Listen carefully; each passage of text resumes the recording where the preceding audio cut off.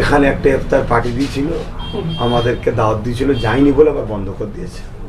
তো ওরা খাতিরে মা বাপ যদি চাই, সম্মান নিতে চাই, কালকে কোর্টে গিয়ে এভিডেন্ট করে নামটা চেঞ্জ করলেই ভেতরে মুসলমান থাকলেও নামটা যদি একটু গন্ধ মতো না থাকে মনে পেয়ে যাবে আবার নতুন করে। কিন্তু মাদ্রাসা মোল্লা মোল্লা মোল্লা মোল্লা গন্ধ বেরোচ্ছে, এটাকে তো সরাতে হবে। কালকে মাদ্রাসার বোর্ডগুলোকে টাঙ্গি খুলে দিয়ে অন্য কিছু টাঙ্গিয়ে দেওয়ার মধ্যে যা পড়াচ্ছেন পড়ান, দেখবেন কোনো সমস্যা নেই। হ্যাঁ 100%। এটা সন্দেহ হচ্ছে এই মাদ্রাসা নিয়ে এত অ্যালার্জি কেন, এই মাদ্রাসা নামটার জন্যে।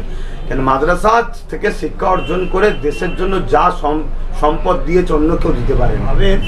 একটা দল হারতে পারে, রাজনীতিতে হারতে পারে, জিততে পারে, কিন্তু হারার সাথে সাথে দলটা পুরো ভেঙে তছনছ হয়ে যাচ্ছে। কে বিজেপিতে ঢুকছে, কে মানে ঘুরে ঘুরে পালিয়ে পালিয়ে বেড়াচ্ছে, কে আবার জেলে যাচ্ছে।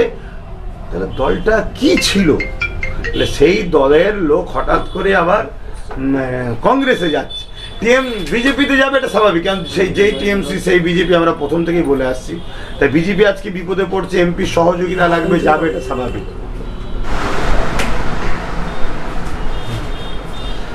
মাদ্রাসায় মোল্লা জঙ্গি তৈরি হয়, মাদ্রাসা বন্ধ করা দরকার বললেন বিজেপি সংসদ, কি বলবেন?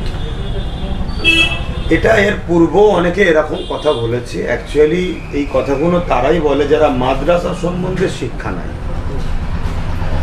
মানে না জেনে হুট করে একটা কিছু বলে দাও, বলে দিয়ে রাজনীতির ময়দানকে গরম করো, এই বিভাজন তৈরি করো, এই ধরনের মেন্টালিটিতে যারা চলে। বিগত সময়েও অনেকে বলেছে, বিগত সময়ে অনেক রাজ্যের ক্ষমতাশালী দলের প্রধান পদে বসেও অনেকে বলেছে। আজকে যেটা বলছে সেই তাদেরই মতো এরা মাদ্রাসা সম্বন্ধে অযোগ্য, অশিক্ষিত, মাদ্রাসা সম্বন্ধে এদের জ্ঞান নাই, তাই জন্য মুখের মতো কথা বলছে।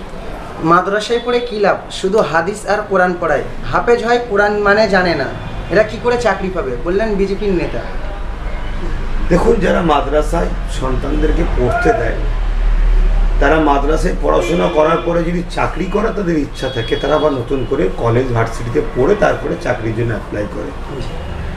আর যারা মাদ্রাসা থেকে দিনই যে আমাদের তালিম আছে, আমাদের নামাজ আছে, আরও যে আছে শিক্ষা প্রতিষ্ঠান, ধর্মীয় যা আছে, সেগুলোকে চালাবার জন্য সবচেয়ে বড় কথা নিজেকে প্রকৃত মানুষ গড়ার জন্য যে শিক্ষাটা মাদ্রাসায় দেওয়া হয়, তারা চাকরির জন্য লালায়িত নয়।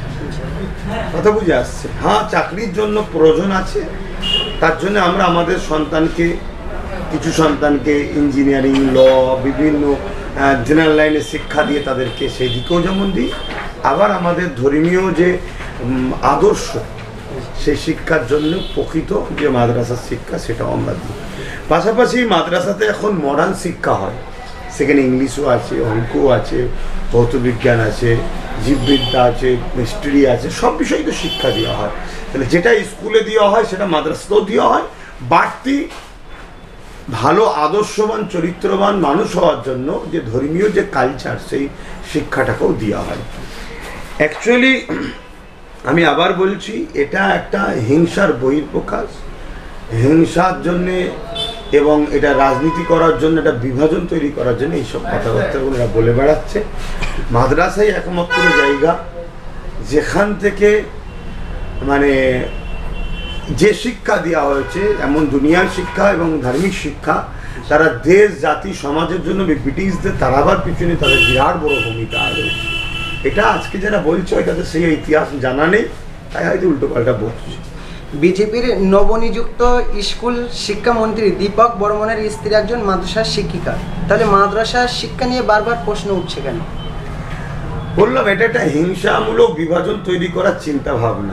মাদ্রাসায় শুধু মুসলিম না, অনেক অমুসলিমরা পড়াশোনা করে। মাদ্রাসা শব্দটা এদের অ্যালার্জি, এরা মাদ্রাসা শব্দটাকে নিয়ে এদের অ্যালার্জি। আর অ্যালার্জিওটা শুধুমাত্র রাজনীতিকরণ করার জন্যে।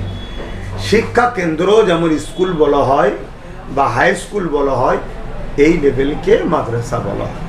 কথা বুঝে আসছে? সেখানে বাংলা শিক্ষাও থাকে, বহুমুখী শিক্ষার সাথে সাথে আমাদের যে ধর্মীয় আদর্শ, ভালো মানুষ হও, মানুষের ওপর জুলুম করো না, অন্যায় করো না, লুট করো না, প্রতারণা করো না, চিটিংবাজি করো না, ধাপ্পাবাজি করো না, দেশের সঙ্গে ধোকা দিও না, দেশের সঙ্গে গাদ্দারি করো না, সর্বধর্মের মানুষকে ভালোবাসো, এই শিক্ষা কোনো স্কুল কলেজে দেওয়া হয়নি। এইভাবে স্পেশাল করে বলো, এটা মাদ্রাসায় দেওয়া হয়। একের পর এক তৃণমূলের নেতাদের পচা ডিম ছোড়া হচ্ছে, রাস্তা দিয়ে গেলে পচা ডিম ছোড়া হচ্ছে, কি বলবেন? দেখুন, তারা যে কর্ম করেছে সেটা তারা ভোগ করছে, তবে আমি মনে করি না এইভাবে আইনকে হাতে করে নিয়ে বা কাউকে এইভাবে অসম্মান করে আর করে, এটাও আমি ঠিক আমার রুচিতে নয়। তবে ওরা যে অন্যায় করেছে ওদের আরো বড় শাস্তি হওয়া দরকার। এই পচা ডিম ছুঁড়ে সহজে তাদেরকে হালকাভাবে ছেড়ে দেওয়া মনে হয় উচিত হবে না। মমতা ব্যানার্জি কংগ্রেসে ফিরছেন, একটা পদও দিয়েছে, কি বলবেন? কংগ্রেস যেটুকু আছে ওটুকু ধ্বংস হয়ে যাবে। তাহলে ওরা সব নিজেরা নিজেদের মতো করে একে অপরকে সুখে দুঃখে সময় নিয়ে নেবে। আর 22টা এমপি বিজেপিতে যাচ্ছে, সেটা নিয়ে কি বলবে? এসব ভাগাভাগি সেটিং স্বাধীনতার পর থেকে গরিব পিছিয়ে পড়া জনজাতিদের জন্য কেউ ভাবছে না। অতএব এই যে একটা বিজেপি বলছে যারা ভালো তৃণমূল তারা চলে আসো, তাহলে এই 22টা এমপি ভালো তৃণমূল ছিল আর পচাগুলো কংগ্রেস নিচ্ছে, সেটা ওরা বিভাজন করে বলুক। তবে কংগ্রেস যদি এটা করে কংগ্রেসের ক্ষতি হবে। কেন এই যে টিএমসি সন্ত্রাসী দুর্নীতি ভরি ভরি, আজকে দলটার কথা ভাবেন, একটা দল হারতে পারে, রাজনীতিতে হারতে পারে, জিততে পারে, কিন্তু হারার সাথে সাথে দলটা পুরো ভেঙে তছনছ হয়ে যাচ্ছে। কে বিজেপিতে ঢুকছে, কে মানে ঘুরে ঘুরে পালিয়ে পালিয়ে বেড়াচ্ছে, কি আবার জেলে যাচ্ছে। তাহলে দলটা কি ছিল? সেই দলের লোক হঠাৎ করে আবার কংগ্রেসে যাচ্ছে, বিজেপিতে যাবে, এটা স্বাভাবিক। কারণ যেই টিএমসি সেই বিজেপি, আমরা প্রথম থেকেই বলে আসছি। তাই বিজেপি আজকে বিপদে পড়ছে, এমপি সহযোগিতা লাগবে, যাবে, এটা স্বাভাবিক। কিন্তু আজকে কংগ্রেস যদি এটাকে অ্যাকসেপ্ট করে, আমার মনে হয় কংগ্রেসের এটা আভ্যন্তরীণ ব্যাপার। তবে মানুষ, সাধারণ মানুষ কংগ্রেসকে ওই রুচিতে দেখবে, টিএমসির মতো করে দেখবে। ভাইজান, বাংলার বর্তমান পরিস্থিতি নিয়ে কি বললেন? বর্তমান পরিস্থিতি নিয়ে কি বলবো? নতুন সরকার এসেছে, সরকার যদি নাই সত্য সাম্য দেশের সংবিধান অনুযায়ী নাই প্রতিষ্ঠিত করে, মানুষের ইনসাফ দেয়, জাত না দেখে, মানুষ দেখে, দেশের নাগরিক দেখে, তাহলে সুস্থ সমাজ থাকবে, সবার উন্নতি হবে, শিক্ষা, স্বাস্থ্য, কর্মসংস্থার দিকে গুরুত্ব দিলে সবার ভালো হবে। নাই এই সরকারের মতো যখন পড়বে, ওই সরকারে আরও বেহাল দশা। দেখতে হচ্ছে বিজেপির এমপিরা একেবারে উঠে পড়ে মাদ্রাসা নিয়ে, মাদ্রাসায় মোল্লা চাষ হয়, সেই নিয়ে মাদ্রাসা বন্ধ করতে হবে, এমনটা কিন্তু আওয়াজ করছে বারবার, কি বলবেন? তো মোল্লা চাষ হয়, মাদ্রাসায় মোল্লারা কি সমস্যা করছে? মোল্লারাই তো এপিজে আব্দুল কালাম সাহেব হয়েছে, সেই তো মিসাইল ম্যান হয়ে গেছে। মোল্লারাই তো মৌলানা আবুল কালাম আজাদ সাহেব ছিল। অতএব এদেশের স্বাধীনতার পিছনে মাদ্রাসার অবদান তো সব থেকে বেশি।